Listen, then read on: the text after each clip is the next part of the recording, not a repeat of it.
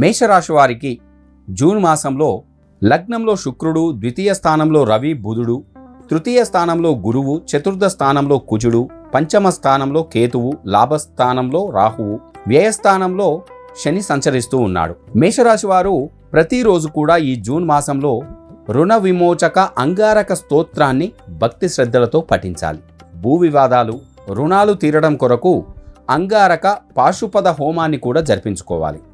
ఇంట్లో, వ్యాపార ప్రదేశాల్లో జిల్లేడు గణపతిని పూజించి ఆ జిల్లేడు వత్తుల అష్టమూలిక తైలంతో దీపారాధన చేయడం అనేది అత్యంత శుభదాయకం. సర్వరక్ష చూర్ణము, ఆ సర్పదోష నివారణ చూర్ణాన్ని కలిపి రోజు స్నానం ఆచరించడం అనేది శుభం. వాహన ప్రమాదాల నుండి బయటపడడానికి మేషరాశి వారు శనీశ్వరాలయంలో తైలాభిషేకం చేయించడం అత్యంత శుభదాయకం. శనీశ్వరుడికి నల్ల నువ్వులతో తైలాభిషేకం చేసి నలుపు వత్తులతో నువ్వుల నూనెతో ఆ దీపారాధన చేయాలి. ఇలా చేయడం వల్ల ప్రమాదాల నివారణ అనేది కొంతవరకు తగ్గుతుంది.